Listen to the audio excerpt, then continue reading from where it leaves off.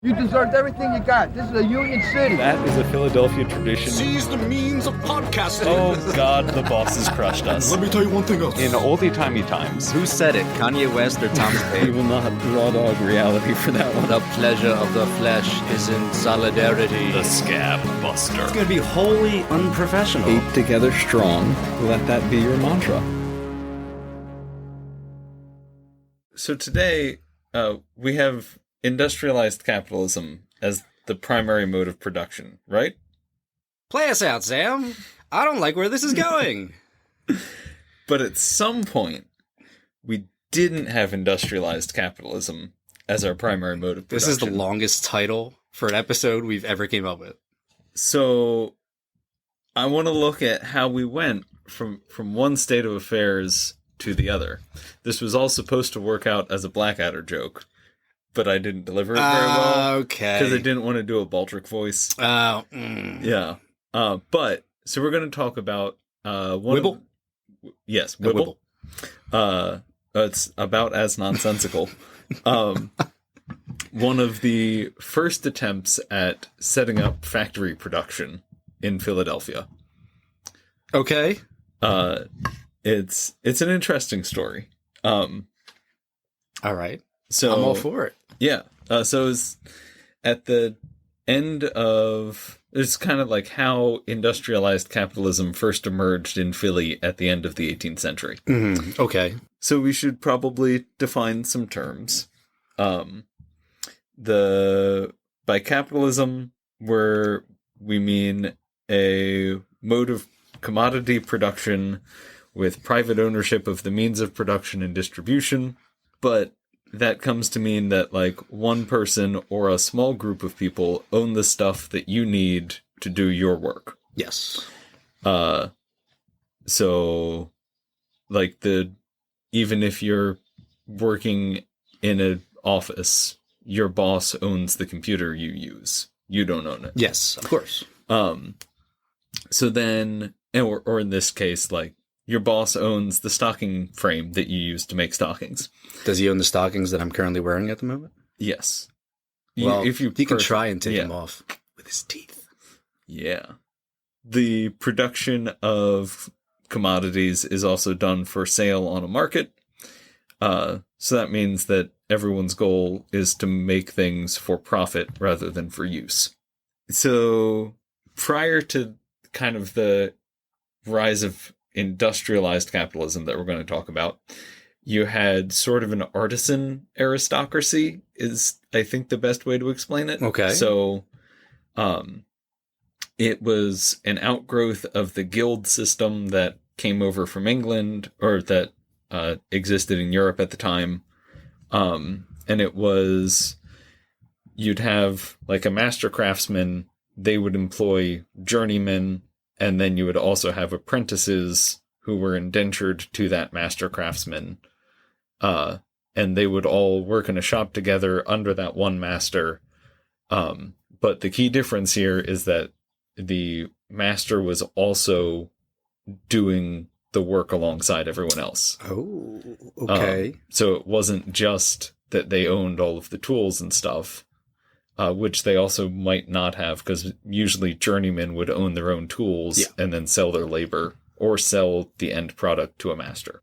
It also meant that if you, especially for like journeymen in some of the skilled trades, if you didn't like the way your boss was treating you, you could literally pack up your box of tools and just leave and go find somebody else. Okay. So it gave you a little bit more freedom, and also meant that work was really seasonal. So like the shipwrights, for instance, tended to only work from like spring to fall, and then the shipyards would shut down every winter. Okay. And they would be paid through the winter. No. Further time. No. Okay. So you could either meant that they would go and seek other work, or they would have to just save up enough money, or they would go to the almshouse and try and survive that way. It wasn't a great system, or the seasonality wasn't great for workers. It was when there was actual work, you tended to have a little bit more say over it. Sure. So long as you weren't an apprentice. If you were an apprentice, then you were legally bound to do whatever your master told you. Oh, that's great. Yeah. Oh. It's a great system. That started to change because merchants and kind of the wealthier master crafts people started to amass a lot of money. Okay. And then All right. they could start setting up larger firms. So that's when you started to see that kind of change over to capitalism, where it was more of a like one person overseeing a bunch of different jobs. And like, I somehow ended up with all the money. How did this happen? Yeah. But I'm okay with this, actually. Yeah. And a lot of the time that they would make their money through land speculation. So buy up cheap land that was frequently or like freshly stolen from the native peoples. And then sell it for a huge profit to other immigrants that are freshly arrived. And that's how Mr. Nicholson made his money. So John Nicholson was a land speculator, and they call him an entrepreneur.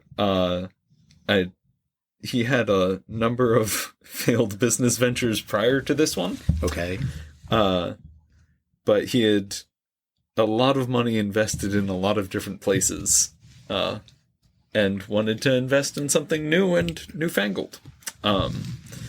So he wanted to create a manufacturing village along the Schuylkill River, between the mouth of the Wissahickon and the falls of the Schuylkill. So if I check my GPS, somewhere not too far from that. Nope. So basically at East Falls.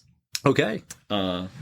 He started out this whole project by consulting with a bunch of European engineers and mechanics, so that he had like this little cadre of people who would kind of explain to him how the whole process would go, because he had no idea how any of the machines worked. Okay. All right. So he hired a bunch of people to tell him how to do, or how all of this would work. And part of that also involved skirting English law, or like actually just actively breaking English law. But that's an American tradition. Well, yeah. Because all of the machines that he needed to make were protected by English patent.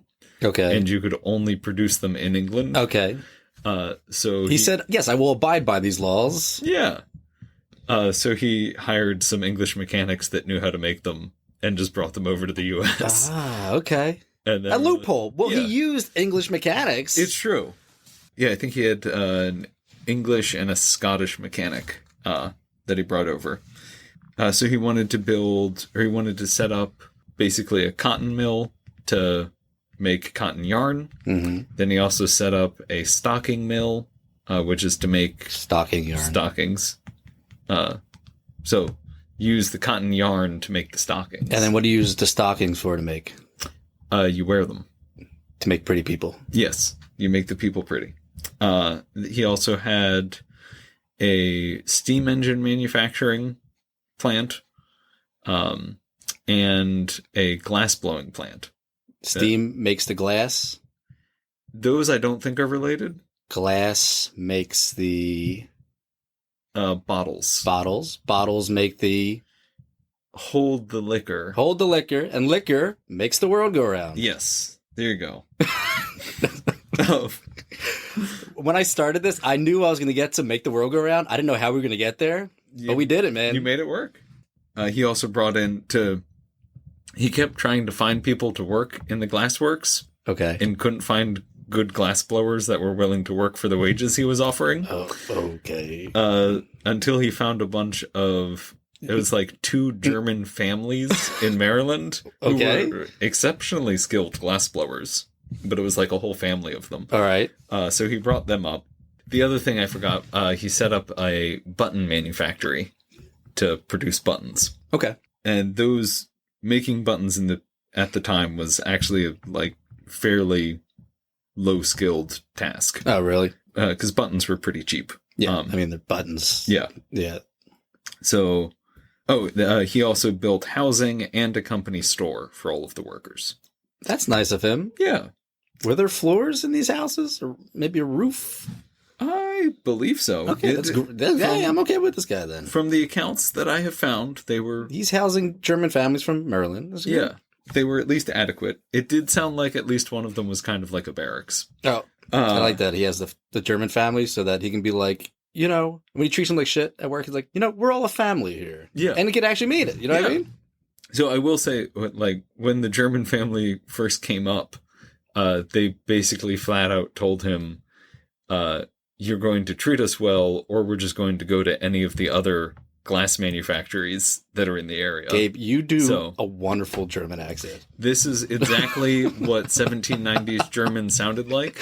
I'm actually speaking 1790s German right now. It's remarkably similar to modern English. We have those Star Trek translators in our head right now that everything's just English. Yep. Well, everything's just when you listen to this podcast, everything's just mid-Atlantic English. Yes. And that's actually because of the microphone. It automatically that's what it is, yeah. Yeah. And whenever I talk, it's just like a malfunction. No. So... This is what happens when you get, like, water from the Schuylkill in your mouth when you're swimming, and you accidentally swallow it. Nicholson... This is the reason why people around here talk like this. And Nicholson was probably one of the first people to really heavily pollute it. Oh, so yeah. This is good for him. Can I just tell you, if I could do a Jack Nicholson impression, that would be the rest of this goddamn episode. Oh. Yeah. Wait a minute. Nicholson, and land speculation. Mm-hmm. The taking of land from the Indians. Mm-hmm. Jack Nicholson started a movie called The Shining, which had a lot of visual aspects that had to do with Native American genocide. Yes. Gabe, I'm visibly freaked out right now. I think John Nicholson was probably reincarnated into Jack Nicholson. Oh, that's what it is. Yep. Yeah, because the butler, he kept getting reincarnated. Yep. And Butler has butt in it, which is also in button, and they made buttons there. And there's a Butler Pike around here. Yep. Nicholson has started running into some issues early on. Namely, his workers all wanted to get paid. Issue number one. Which is a little weird. Okay, yeah. Like, I don't know why. So he hired a bunch of quarrymen to dig out the stones so that he could build all of the buildings. And Ringo, we got a job. Hey, Paul, we got a job. Come over here. So the Beatles were the quarrymen before they were the Beatles. I knew that somewhere in the back recesses of my brain. Anyway. And John Lennon, John Nicholson, Jack Nicholson. Oh, there you go. 1, 2 equals 3. Yep. It's very true. Okay, this is me, half a beer in. I'm terrified. Yeah. I'm absolutely terrified. His quarrymen kept... I'm just going to get right back here. His quarrymen kept quitting because there were a bunch of farms nearby that paid better. Okay. So that's how we lost Pete Best. Yep. So at first... Nicholson's superintendent, or the superintendent that he had hired to look over to oversee the quarry, raised the wages to 48 cents per day, up from 32. Ooh. So that was burning a hole in their pocket. God damn. And he also offered room and board. That's just enough change that I would probably keep. Anything lower than that, I just throw down the sewer. You know what I'm talking about? You got a couple pennies. Yeah. That's what his superintendent was paying, but Nicholson didn't like that. So he collaborated with the local farmers to set a low wage. Okay. So they all agreed to pay a lower wage so that he could pay a lower wage. Oh, this is great. And then all the workers got screwed. Yay! the Is this where the applause break goes in? yeah Okay, just Yeah. make sure. Note for editing. They also brought in, and this is a quote, struggling hands from town. So they went into Philly and Just got some broke ass bitches. yeah, they just grabbed people off the street and were like, "You look like you can work in a quarry. Let's go." We should do that. Yeah, We should literally just go out into the streets like, you look like you can work in a quarry. Let's go. And then put them in an unmarked van. Yep. Kind of like what the FBI and the police were doing during the George Floyd riots. Yes. Yep. It's good. Good things. American to do. tradition. Yeah. So the superintendent of the glass blowers kept complaining that all of these German glass blowers that they had brought in were like rampant drunks and kept brawling in the street.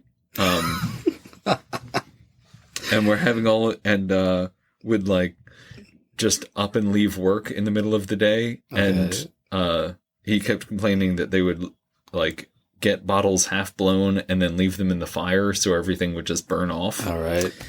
So Nicholson and all of his managers and superintendents basically started to not trust the workers that they had hired. So they put locks on the company store and basically were... Wait, they put blocks on the company store? Locks. Oh, locks. Yeah. So before I was like, oh, we came here to buy stuff, but obviously you have put in blocks, children's wooden blocks on the company store. No, they put locks on everything, and Okay. basically they were absolutely terrified that all of these like rampantly drunk workers were going to come and ransack the place. Oh, okay. So basically they viewed it as like every single one of these working class people is just going to come and try and kill us for some reason.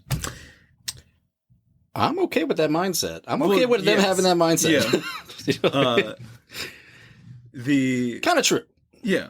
But there's Don't tell them otherwise, Gabe. fair. But there is another side to this story, Okay. which is the workers' accounts of like All right. why all of this was happening. Okay. And namely, the big problem that they had was that Nicholson kept not paying them. Which, if your agreement is that you're going to work and get paid, I see. if he's not paying you, you don't have to work. But how accurate are these reports from the workers? That's fair. I mean, because the owners own the newspapers. So, like, I believe them. it's true. And these workers can barely even write. It's true. They can barely even speak English. Yeah. Is this still literally just two German families? No, or are we no, on no. something different now? This is, Because all I'm thinking about right now is two German families of like five people each This is with it's- like 3 infants. And the infants are the ones getting drunk and ransacking the company stores. Yeah. Yeah, so there's 2 German families, a bunch of people working in the button factory, Okay. a bunch of people working on stocking looms. Okay, So it's glass, like yeah. the And he Germans, diversified his portfolio. yes, he did.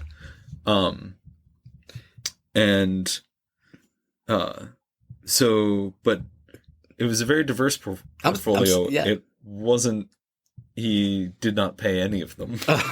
So he was consistent in that regard of not doing It is a good diverse, job. but you are unified in the fact that you're all getting paid nothing. Yeah.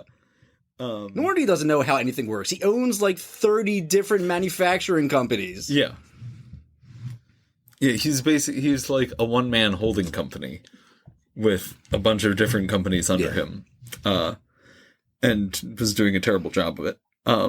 The workers responded to this in a bunch of different ways. Okay.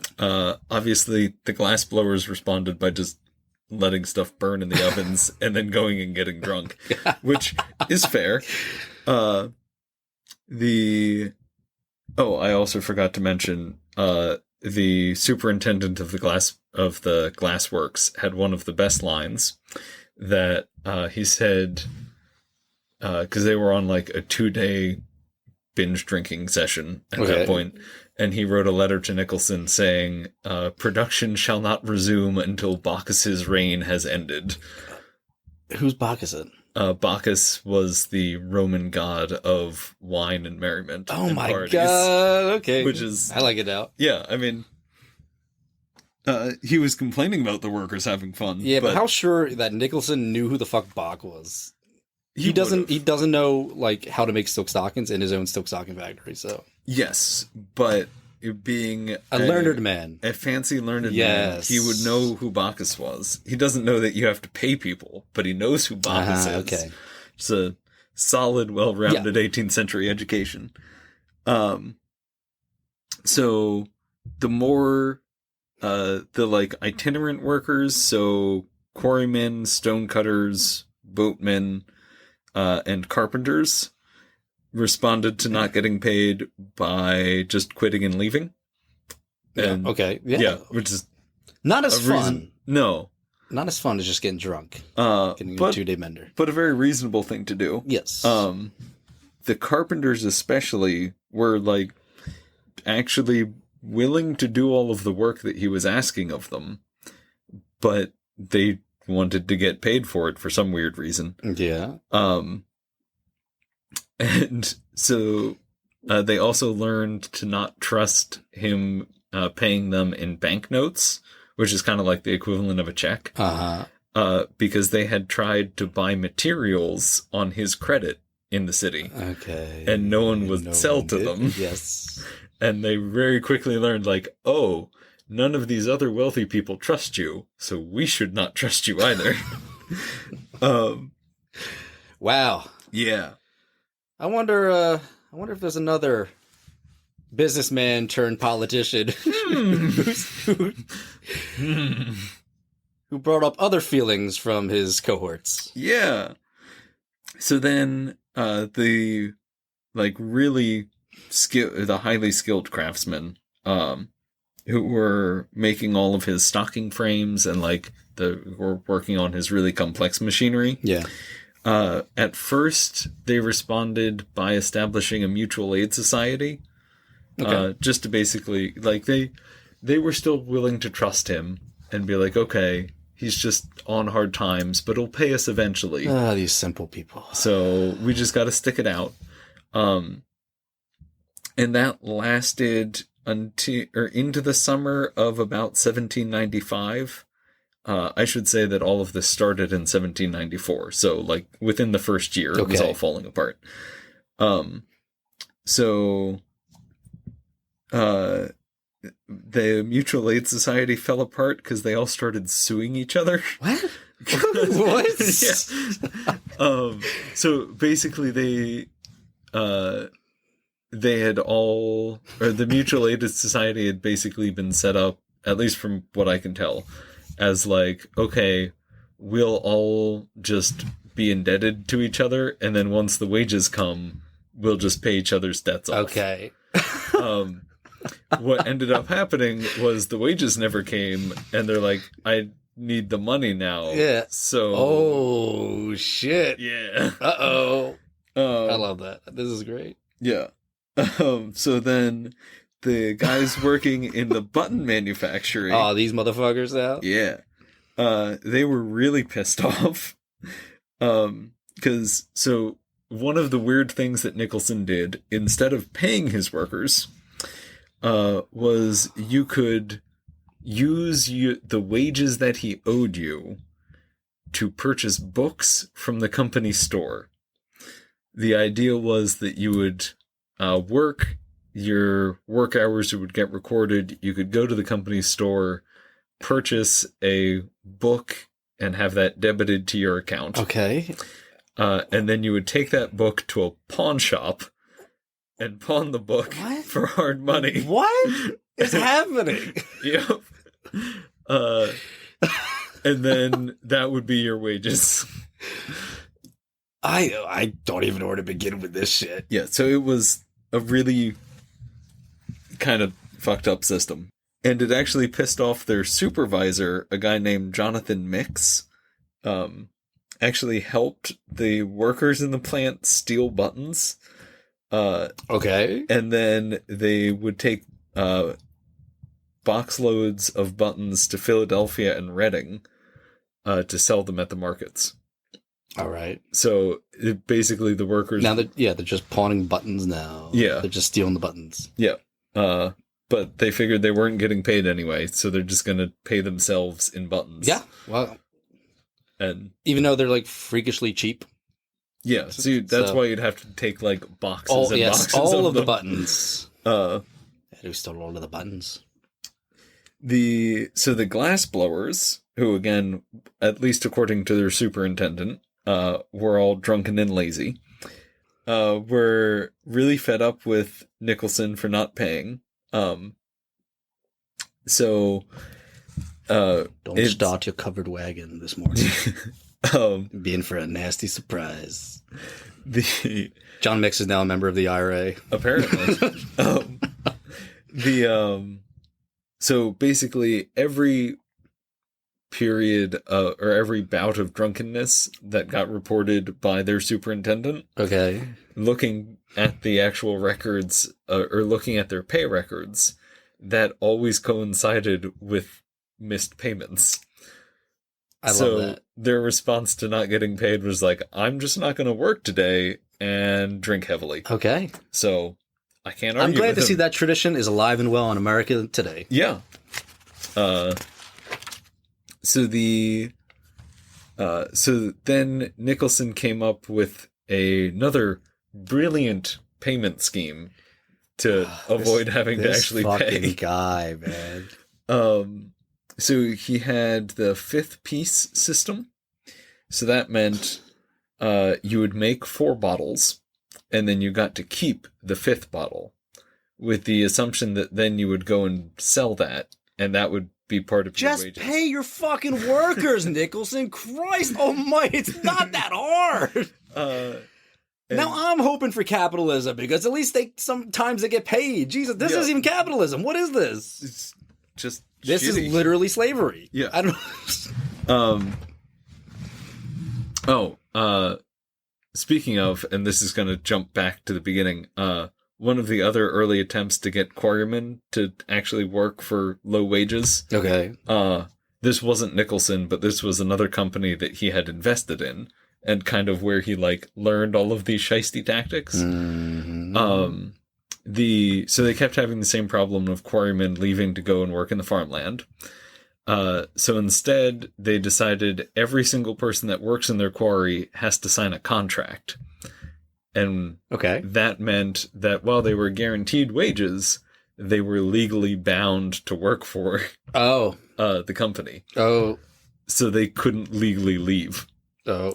So that whole capitalism not being serfdom thing kind of... Well, no. Okay, but independent contractors. Independent contractors, yes.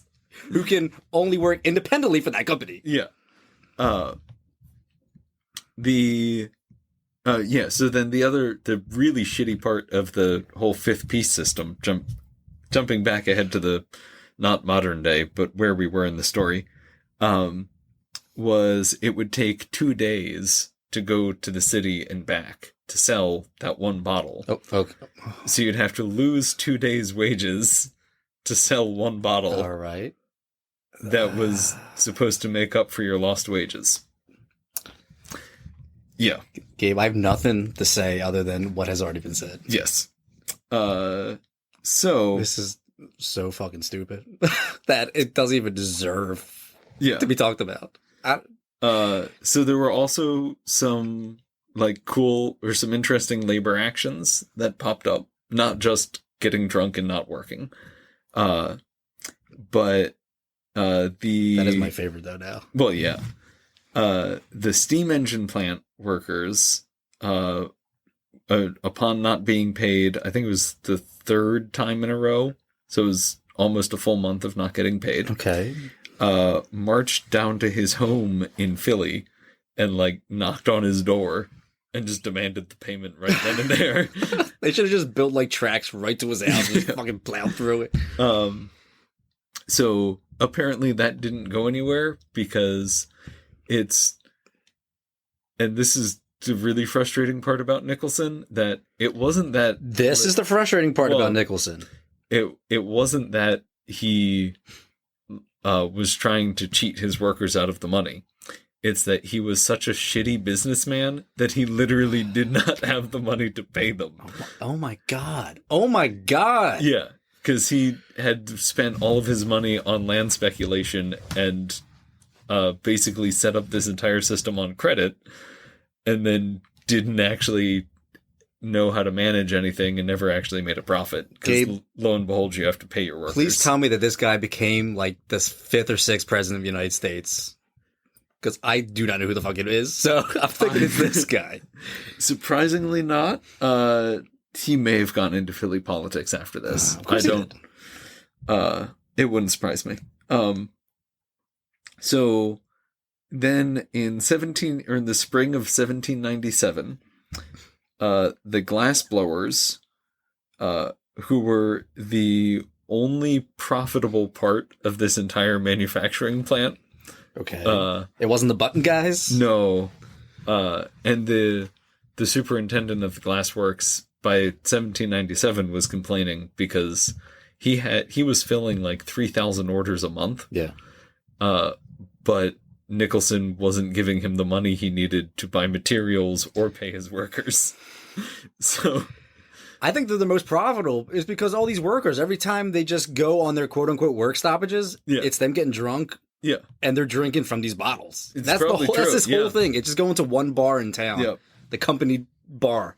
And they're probably, if they're smart, you get really drunk and then you throw the bottle on the ground and then you got to buy a new one. Yeah.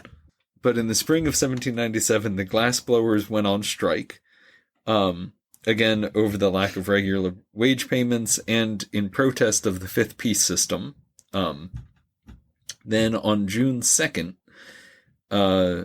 they presented their demands to their supervisor, who was another German guy named Eichbaum.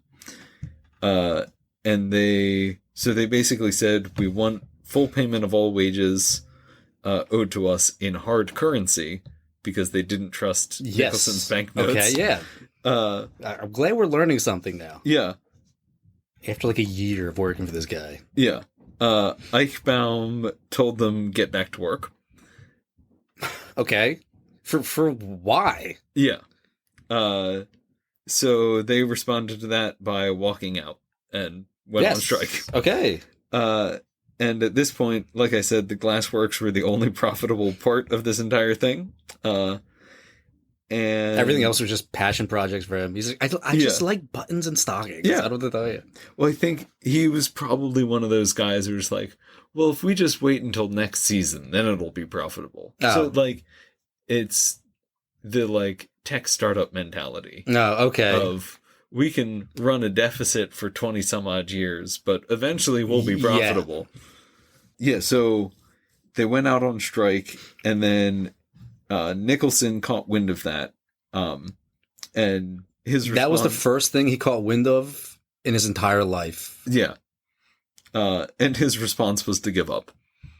Really? Yeah. So he didn't, start paying them wages or anything. He just shut the whole factory down. The first wise thing, maybe, he's ever done. Clearly, setting up the manufacturing plant was a mistake. So he told all of his supervisors, just shut it down. So... so that was the first attempt at That's it? Oh yeah, no, that's how it ends. It ends with Nicholson just being like, well, this isn't worth the effort. Let's shut it down. This is the whole thing, which is a story of this one man just learning one thing in his life. Just give up. Yep. And that's the wise choice.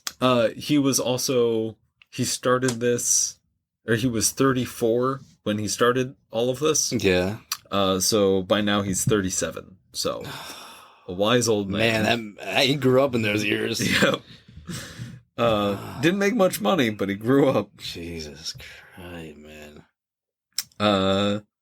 Yeah, so that was the first attempt at setting up industrialized capitalism in Philly. Went great. Yep, and we we took, the pros and cons, we kind of weighed them out, and we're like, this is going to work. Yeah. Let's continue down this road. Yes.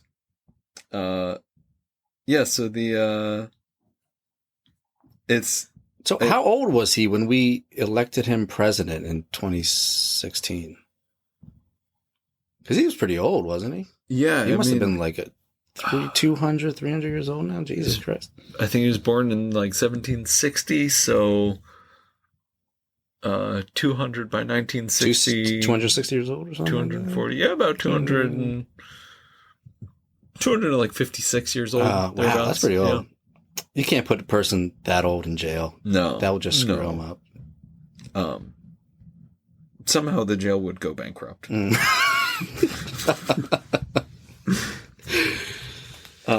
asking the other prisoners for money. Yeah. And they're like, we're not doing any business with you. No. You have a reputation. So I should also point out that most of this information came from the book The Mills of Manayunk. Oh, okay. And we're going to be learning more about the industrialization around Manayunk as I go through this book. I look forward to that. But it's by Cynthia J. Shelton. It's a really good book. And there are even more crazy stories than what I included in this. Hey, so I gotta tell you, man, my mother's side of the family's from Manayunk. So when you say crazy, I say family. Yay! Specifically one German family. Well, we were Mick Pollock, so yeah. You were a mix. Hey! But that's all I have. Don't start your horse and buggy this morning, Gabe. That's all I can think about is just... Which part blows up? The horse. Okay. It's fair. Well, that's just making me think of Kramer feeding the carriage horse beans. Oh, yeah. Anyway, I don't have anything else. Oh, so. God. After that story, nothing but serenity now. I gotta tell you that.